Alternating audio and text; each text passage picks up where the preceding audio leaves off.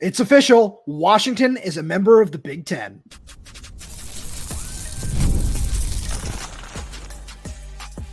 You are Locked On Huskies, your daily podcast on the Washington Huskies, part of the Locked On Podcast Network, your team every day. Welcome back into another edition of the Locked On Huskies podcast. I'm Roman Tomashoff. That's Lars Hanson. He's site editor with Athlon Sports Inside the Huskies. I'm the site editor with Huskies Wire. Thank you for making this your first watch or first listen today, as we are part of the Locked On Podcast Network, your team every day. And today's episode is brought to you by FanDuel. Make every moment more as playoffs wind down. The sport stops sporting like you want them to. But this summer, FanDuel is hooking up all customers with a boost or a bonus daily. That's right. There's something for everyone every day, all summer long. Visit FanDuel.com to get started. Lars, we got a really fun show today. We're going to be talking about some of our guys, some of our, not necessarily under the radar, but just some of our, not the typical names, the Denzel Bostons, the Jonah Colemans, that are our guys, our agenda guys, as we love on this show for the 2024 season. But before we get there, it's time to talk about the Big Ten, because the move is official as the Everydayers listen to this on August 2nd. And it's still weird to talk about, but I really am excited about everything that this could bring. You think it was weird today or the past couple of days? Imagine going to Big Ten media and still not even official. So yeah, it's been a long time coming, and it's something, it was the inevitable. There was no way that Washington was gonna.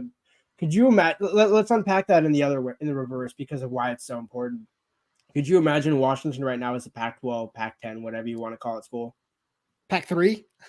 Or it would be Pac-4, maybe Pac-6, whatever you want to call it. But either way, because there was no way, there's no conceivable way that Washington could survive even one more year without the majority of the conference. And once Colorado left, once Arizona, all those other schools went to the Big 12, it was just the writing on the wall. And I think at this point, if you're Washington and you look at the national reach that Washington is trying to grow with Jedd Fisch and the recruiting trail and going to Florida, going to Alabama, they've already been out to Hawaii years and years and years, so that's not new.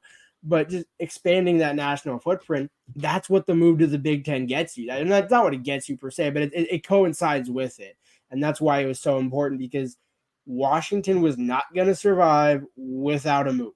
And so now when you're going to the Big Ten, yeah, it's a significant step up. But I think if you're Washington, you want that challenge. You want the extra stuff that comes with it. And even if, you're 8-4, 7-5 in your first year, the thing is, you're not going to be UCLA. You're not going to be 2-9. You're not 3-9. You're not going to be struggling that much. But you're not going to be, up where Oregon is right now, because Oregon's where Washington was last year. So if you think about it, it's a perfect time for Washington to make this move, because the roster is so young. You could look at 25 and 26 and think, hey, they could be right back up to 9-10 wins right just in less than 24 months. And this is just kind of that growing year. And I think there's certain games on this schedule, when we talk about the whiteout, we talk about the Iowa game and a few others, where it's a good litmus test to see what it's going to be like moving forward with some, when you go to Ohio State next year, and when you travel to Michigan and now as a Big Ten school, because all these games, last season's game against Michigan State was a non-conference game. That's going to have a different feel now when you go back out to East Lansing, having beaten Michigan State twice. They're going to be up for that game. So these are all good things that you've been slowly building for over the last few years. No, absolutely. I couldn't agree with you more, especially the one thing that I wanted to touch on is one of the things that you said, where it's coming at the perfect time. In terms of, the transition period from Kalen DeBoer to Jedd Fisch is what it is. We don't need to go down that road for the 10,000th time. But the youth in this team makes it really exciting. And it's something I wanted to get to a little bit more in the second segment as well, when it comes to some of the adjustments that not just, UW is going to have to make to play the Michigans, the Ohio States, the Penn States of the world, but some of the adjustments that those schools are going to have to make to play Washington, to play Oregon, to play USC, where it's certainly going to go both ways, which I think is really fun, really exciting to think about just what the future could hold. And the youth of this team is one of many reasons for that. Where, you think about guys that, we've talked about Denzel Boston, Drew Party, some of the guys that look like they're going to turn into cornerstone pieces for the team this season that, if they want to come back 2 more times, they can certainly do that. And those are nice building blocks to think about. Obviously, Damon Williams is somebody that we've discussed at length. Some of the other guys from the 2024 class, and then looking at what the 2025 class is, or, you're getting Dylan Robinson, you're getting Xavier Srinisail, you're getting a whole bunch of these other, top tier Chris Lawson being another one. Just some of these top tier guys that are going to be able to come in and, obviously, hopefully make a big impact for you right away in that first season. And it's just showing that you can build and that you can build on that foundation. And when you're talking about the Big Ten and what it does to Washington's national reach, it's almost like a stepping stool where it's all of a sudden, Washington has been trying to do it. And, the Pac-12, other factors haven't been able to do that. Now having the Big Ten stepping stool, and, not as a stepping stool program, but, in the way of, all of a sudden, we can reach a little bit further over there now because, I think way more about the Big Ten than I do the Pac-12, which is unfortunate, and it is what it is, but it was about survival. That's what we said when this all happened, that it was about survival. And now that it's in effect, it's really exciting. Yeah, you're no longer treading water out west, and I think that was also why. And to your point about it being a perfect timing move, that's why when you don't win the national championship, but now everybody has Washington fresh on their memory. It's not what it was 3 or 4 years ago when it's Washington made it to the playoffs against Alabama in 2016, and you make it to Penn State for the New Year's Six Bowls and the Rose Bowl in 2018 and things like that. But since 2018, you didn't have any. And you really didn't have anything in 2020 and 2021. So right. There was no recency bias or even recency thought when it came to most people nationally with Washington. And Kalen DeBoer changed that. And I think, Washington fans might not like to hear that. And, people say, maybe Michael Penix changed it. Again, it all started with Kalen DeBoer. Like, Kalen DeBoer was the coach.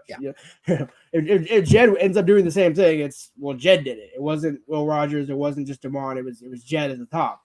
But in saying all of that, having that recency, the recent relevance in the national limelight now helps Jedd to know, okay, I can have a gap year here, but when we go back in 2025 and 26, we can say, hey, you know what, 24 was a rebuilding year, a retooling year. Well, we've been there recently. We've been there in the past 2 years. We've been to New Year's Six bowl games, and so it's not as much of a stretch as when TCU went to the national championship and lost, or went to the playoffs and got their doors blown off.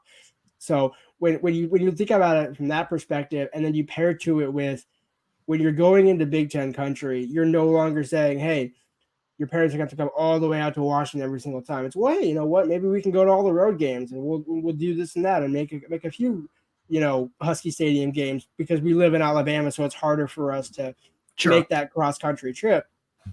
But you have, the Penn States, the Rutgers, where those are easier games to travel for East Coast families, and there's a way to make that work. And so I think, it's all about just growing the brand of Washington. It's why, when we talk about Pat Chung coming in and the things that he has to do to grow the brand, and Jedd growing the brand, and Danny Sprinkle growing the brand, and even Eddie Smith growing the brand, right? There's Heather so many guys as well, even though the softball thing's a little bit of a different conversation.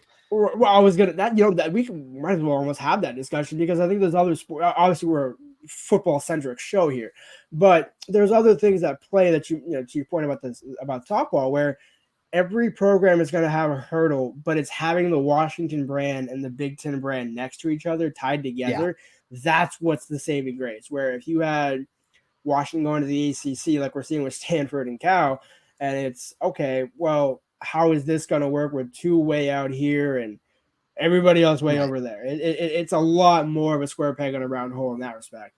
But with the Big Ten, yeah, you can figure that out. And obviously, again, and by the way, if softball is a down conference sport for the Big Ten, Washington should dominate. Sure. Washington should dominate. That's actually a good thing for Washington. And you can say, well, maybe, that doesn't help them because, et cetera, et cetera. But if you're winning conferences, you're probably going to the College World Series. And so I would imagine one of those is going to help the other. And so, yeah, there's no excuses if you're Washington. And obviously there is excuses because you're going to say travel and logistics and stuff like that. But this is the problem you asked for. But that's a short-term adjustment more than anything else. Once you figure it out, it can be very different. Lars, that being said, let's get to some of those other adjustments. right after a message from our friends over at eBay Motors. Passion, drive, and patience. The formula for winning championships is also what keeps your ride or die alive. eBay Motors has everything you need to maintain your vehicle and level it up to peak performance, from superchargers, roof racks, exhaust kits, LED headlights, and more. Whether you're into speed, power, or style, eBay Motors has you covered. With over 122 million parts for your number one ride or die, you'll always find exactly what you're looking for. And with eBay Guaranteed Fit, your part is guaranteed to fit your ride every time or your money back. Because with eBay Motors, you're burning rubber, not cash. All the parts you need at the prices you want. Easy to make your car the MVP and bring home huge wins. Keep your ride or die alive at ebaymotors.com. Eligible items only. Exclusions apply. eBay Guaranteed Fit is only available to U.S. customers. So, Lars, there's certainly going to be a whole lot of adjustments playing in the Big Ten. But the way I thought about this was something I remember, hearing a lot when we were just taking the trip through, Texas for the national championship in New Orleans for the Sugar Bowl was there was all the stuff that Booger McFarland was saying was, can Washington play big boy football? Can Washington do this? Can Washington do that? And I just remember thinking the whole time, and I feel like it's something we might have said on the show. I certainly remember saying it to people, was Texas is going to have, especially in that semifinal, was Texas is going to have its handful with Michael Penix. They don't know what they're in for with what this guy can do. And obviously that turned out the way that it did, which was so much fun. But I feel that there are going to be certain things about that in the Big Ten where, yeah, of course, Washington is going to need to be bigger. They're going to need to be more physical. They're going to need to make sure that they dominate the trenches, which you need to do in the Pac-12 as well, but certainly not at the same level of physicality that the Big Ten is, when you have to go to Ohio State in November, or Wisconsin or Minnesota or wherever. But when you look at it, I feel that there are going to be a lot of adjustments coming the other way as well, where the high-flying passing attacks that Oregon, that USC, that Washington are going to be able to bring to the table, that those are something that, Ohio State, Michigan, those teams certainly have done a really good job of building quality defenses at every single level. But at the same point, if you're, especially as these teams sort of start to move on and you look at some of these second tier schools, the Wisconsins, the Michigan States, the Nebraskas of the Big Ten, Washington, Oregon, and USC especially should be able to compete with them right away. And that's something that you and I have said on the show for a while, that they're going to have to adjust to playing these West Coast schools just as much as it is the other way around. Yeah, and I think that's the marriage of why it's going to be such an interesting conference to watch over the next couple of years. Because, and if you also think about it, Jonathan Smith, you mentioned at Oregon at Michigan State, he's new there as well. And there's a lot of new coaches in this conference, not just the four coming in. And even if you go back a couple of years, like Luke Fickell doesn't have a lot of track record at Wisconsin, and there's a lot of other coaches. Basically there's about 5 or 6 established coaches. You got Ryan Day, you got James Franklin, you got Mike Loxley, you got Greg Schiano, you got a few, but there's very few that it's a lot of that meat in the middle of the conference where I think Washington's going to, find themselves, because we talked about it at the Big Ten Media Day where these guys know, hey, we have to run the ball, even though we have Will Rogers, Damon Williams, and all that, we still have to be able to run the ball. And on the same side, on defense, you have to be able to stop the run. You're going to have the Ohio State passing attack and everything like that.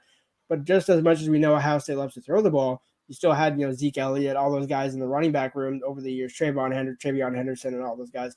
So you do have to kind of have a full complement of a roster.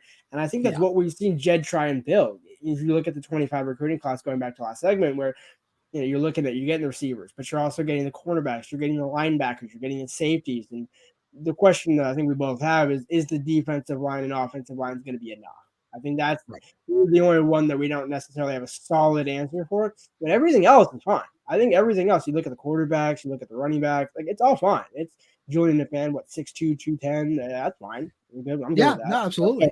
Okay. So you have almost all of the pieces. And I think in a way, the marriage of the offensive and defensive line, I wonder if these schools are going to bring a change to the Big Ten, as you mentioned, or if the change is going to come, Washington's going to have to adapt and say, oh no, we can't try this speed rush. We can't try these smaller packages. We have to kind of actually match big with big. I think you're going to find some schools trying to do a little bit of both and some schools leaning one way or another. And I think that's what's going to make this conference evolve, is how much different each team is going to be, because they're all going to be Big Ten teams and they're all going to be somewhat similar, But each one of these guys, I mean, I guarantee you Lincoln Riley ain't going to start running the ball 30 times a game. So there's something to be said about, okay, where is that meeting in the middle? Where do you find that happy medium of, hey, I'm Lincoln Riley. I still want to pass the ball. I'm Jedd. I still want to pass the ball. But I also have Jonah Coleman, Adam Muhammad, Jordan Davis, Cameron Davis, Jordan Washington, Cameron Davis, all the running backs that you have. But again, I think the honest thing is everything starts with the offensive line on offense, and everything starts with the defensive line on defense. And you can have great secondary, you can have great linebacker play, but until we see what that actually looks like, which, again, as you experienced yesterday at practice, we don't necessarily know what it's going to look like until we actually start to see these guys hit each other in practice and get a little bit more in that respect. We just don't know. But I think it's a good problem to have. And look, I think at the end of the day, the 24 season is going to allow Jedd to kind of reassess in December and January what Washington needs to have going into 25. And so I think this is why it's a trial run year. It's why it's going to be a 7-5, 8-4, potentially 9-3 on a good year season for Washington. And that's okay, because in order to get back up to that 8, 9, 10 win, or that 9, 10, 11 win area, you're gonna see where those gaps are this season, and that's fine, because you're not going to be 3-9, you're not going to be 4-8, you're not going to be Colorado last season, but you're also not going to be Washington last season. Right. So I took just a very different approach here when I was thinking about some of those things, because even if Kalen DeBoer comes back, you're still dealing with a lot of change on both sides of the ball. You're still dealing with, certainly you're not replacing all 5 linemen, but you're looking for a couple of new starters.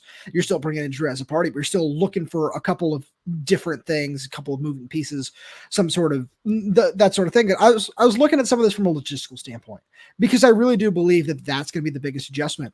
And it's something I know you and I have discussed before on the show, is when we look at Jedd Fisch and we look at this coaching staff and some of their background from the NFL, that it makes that a lot easier, where there are going to be some, athletic department administration sort of things in terms of travel, in terms of money, in terms of those different things. And that's okay. Those things are going to sort themselves out.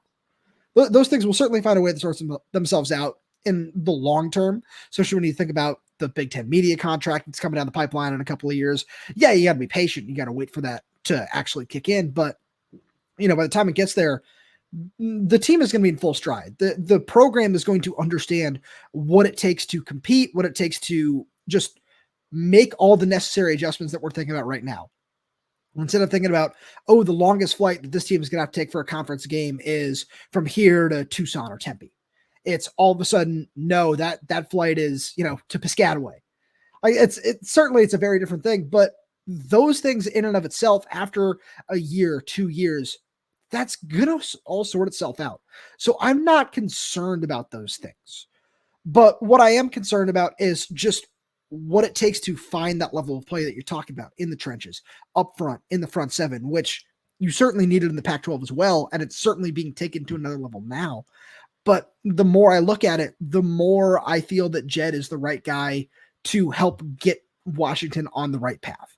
And he's got the right pieces in place at every position, where, if you had 5 different Carson Bruners, that'd be sick, right? That'd be awesome. Where you can look at a guy like Carson Bruner. You can say, all right, that's the prototype I'm looking for at linebacker.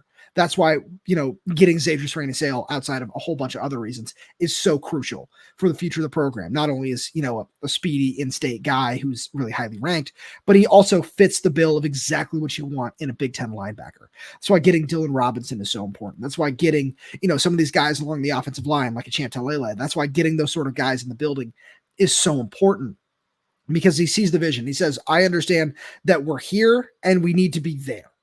And this is how we get there with these kinds of players, with this prototype, with this body type. And I feel he's doing a really good job of that. And it's certainly not going to be as long of an adjustment period as some people might think. No, it definitely will. And I think that's what we're hitting on, is the fact that you have a lot of pieces right now. You certainly don't have all of them. But I think also some of these guys, when we're looking at Jordan Washington, he could grow a lot. And there's a lot of guys that, they might not look the part right now, but in a year, 18 months, 24 months from now, we'll look back. I mean, I remember Richard Newton way back in the day when he came in, he looked like a pencil, and then comes in, after one off season, and it's like, oh, who's that? Is that a new transfer? Oh, that's Rich? Okay. Now I see what we're talking about. It's going to take that same level of growth.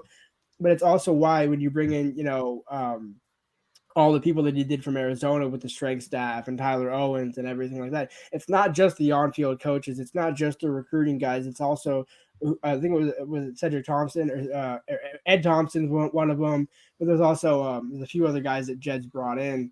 And I think that just kind of speaks to Jedd knowing the importance of body development in the offseason and not just, hey, we like these guys, we'll help them a little bit, but because it really seems, I mean, that's one thing that Jedd said at his media day, where it's like we had 3 meals a day. That's one thing I want to do. And so you can see all the little details that Jedd is acknowledging that is going to build up to getting Washington into a perennial Big Ten program.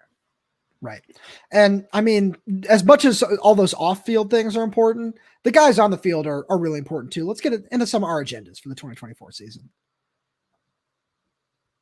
Right after a message from our good friends over at FanDuel. I love sports. I love them so much I never want them to stop. But as the playoffs wind down, we get fewer games. And the sports aren't sportsing like I want them to. But FanDuel lets me keep the sports going whenever I want. All I have to do is open the app and dream up bets anytime I'm in the mood. And this summer, FanDuel is hooking up all customers with a boost or a bonus daily. That's right. There's something for everyone every day all summer long. So head over to FanDuel.com and start making the most out of your summer. FanDuel is an official sports betting partner of Major League Baseball. And I got to keep giving a shout out to my guy, Paul Skeens, because I was reading an article this morning that he has been the number 1 ranked pitcher by MLB.com for the last couple of weeks. We've been pushing him on this show for NL Cy Young, for NL Rookie of the Year, and you're getting great odds on all those prop bets and so many more with the MLB season over on FanDuel.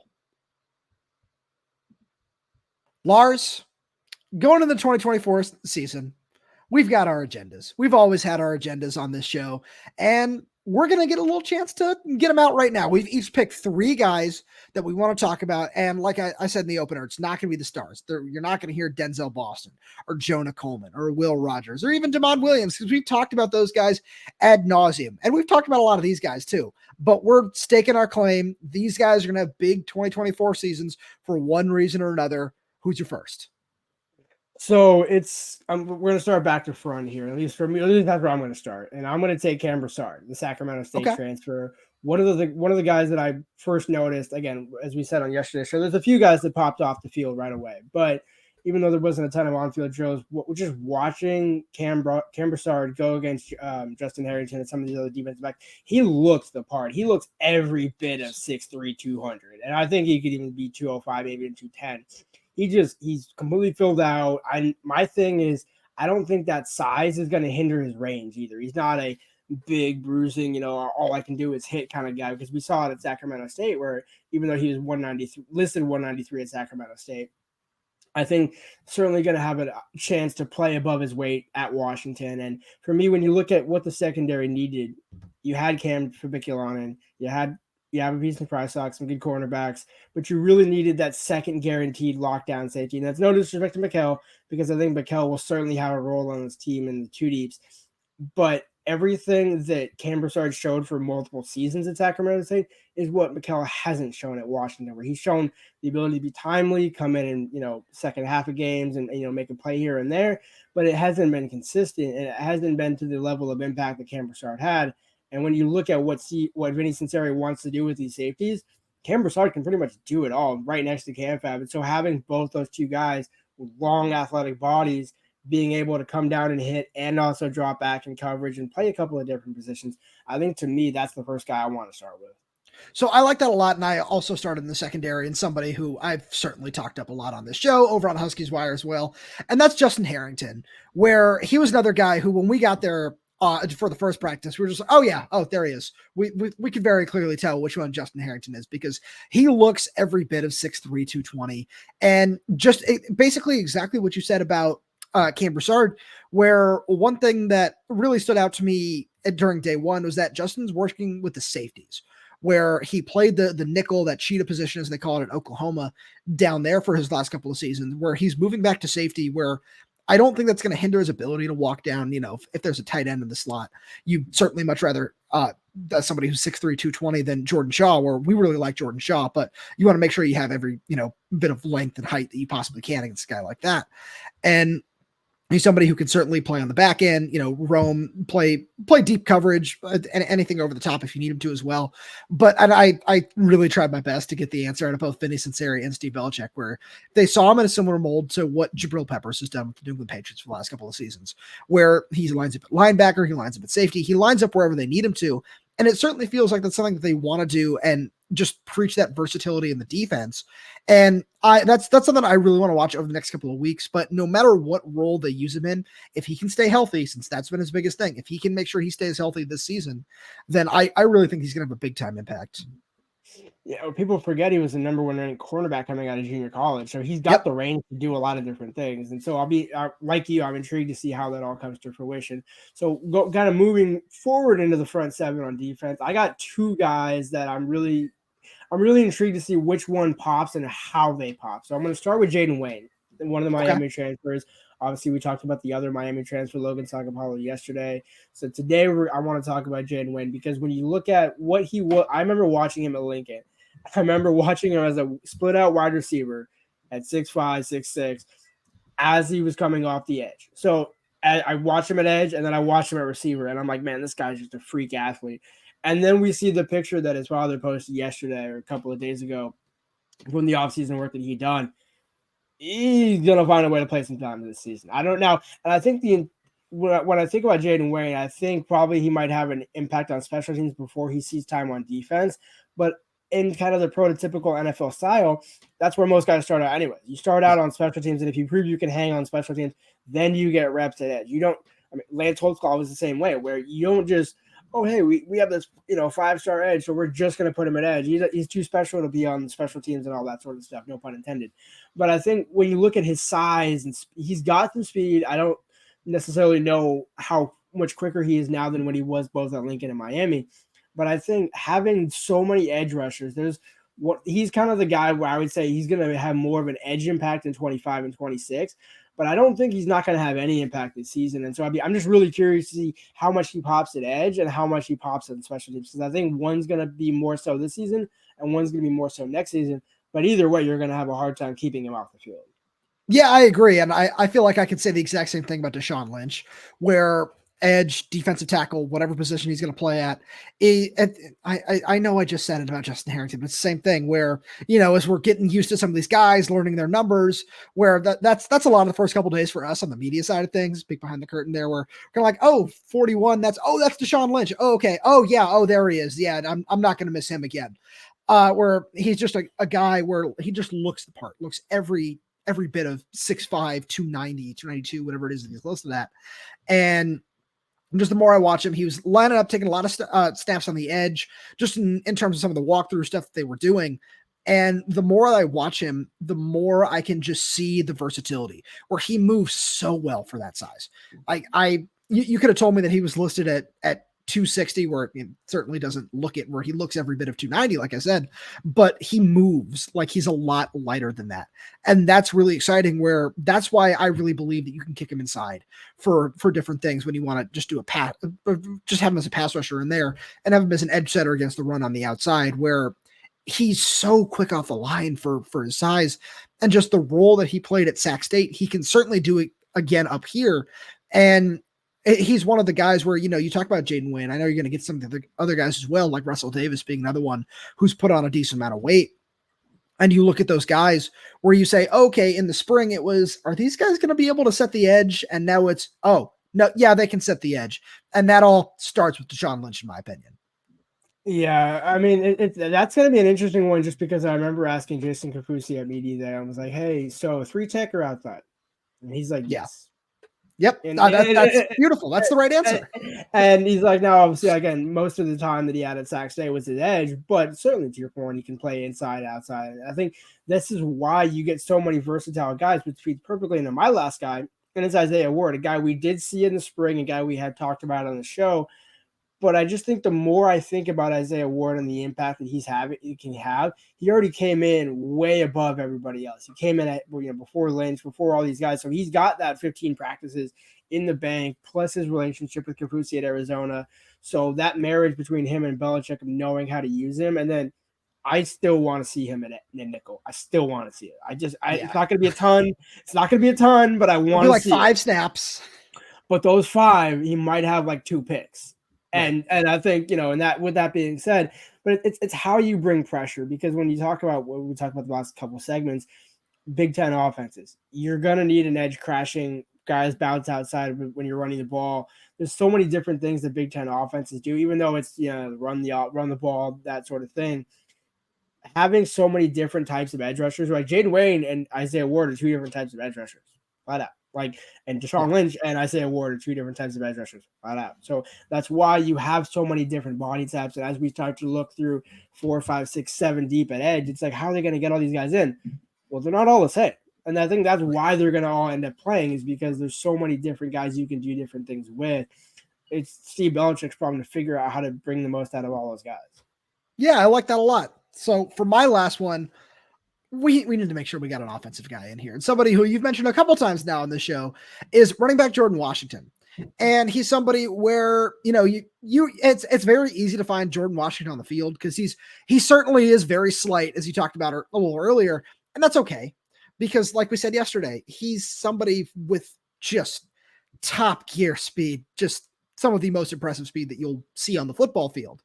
And you just have to find a way to get the ball in that guy's hands. Where we talked a lot about Adam Muhammad in the spring. He's certainly going to play a role in this offense. But just the more you look at this running back room behind, where it's really nice that there are a couple of upperclassmen, where you've got Jonah Coleman, you've got Cambrard Davis. It's okay. We know that those guys are going to get the ball a lot. But then behind them, it's what's that going to look like? And it feels to me like they want to make sure that you work the young guys in there, where you got the upperclassmen in Sam Adams and Daniel Ngata, but you want to make sure that the 2 freshmen get in the mix as well, in Adam Muhammad and Jordan Washington. And I know I've said it before on the show, but I can just envision a package of plays, whether it's 5, 7 different plays that you can utilize once or twice a week, like Savon Ahmed during his freshman season in 2017, where you just find a way to get the ball into his hands, whether it's a jet sweep, a fly sweep, an option where he's sitting in the backfield, you throw him a little bubble screen, whatever it is, you just find a way to get that guy on the field and get the ball in his hands and let him go. Because once he's in space, you're not going to catch him, because he gets to that top gear so quickly too. And that's something that I really just would love to see from Jedd Fisch, from this offense over the course of the season, is just finding a way to get the ball into playmakers' hands. And I feel that's something he did really, really well down at Arizona, where I remember talking to Kevin Cummings at Media Day, and he referenced that with Jacob Cowan. And that was something that gave me a lot of hope for seeing some of these guys hitting the field early, because if you're talented and they know you can fit into a role, this coaching staff is going to play you. And Lars, with that being said, thank you so much for being here. Thank you to all everydayers for tuning in. We really do appreciate your support. We got so much more fun stuff coming for you throughout the offseason, throughout training camp, all of this. And, like we said, our Locked On Huskies insiders are getting first dibs at all of it. So if you want to make sure you go check out that program, the link is down in the description below. We're going to do exclusive Q&As, where we're going to answer just about everything we're able to talk about that we saw so far during our time at training camp. We're doing one-on-ones where you can ask us any questions that you want. We got rumors. We've got exclusive practice reports that we're dropping there before we put anywhere else, and so much more fun stuff, like access to our Google Drive, where we got interviews from Media Day and so much more fun stuff. And with that being said, make sure you subscribe wherever you get your podcast, whether that's YouTube, Spotify, Apple Music, Amazon Music. We're there. We're everywhere. We're updating this channel with new content every single day. So make sure you like the video, click that little bell so you never miss when we post a new video. If you got any questions, comments, concerns, drop them right down below in the comment section. And if you're audio only, please, if it's a 5-star review, it does help us out a lot. Thank you so much for tuning in, and we'll talk to you on Monday.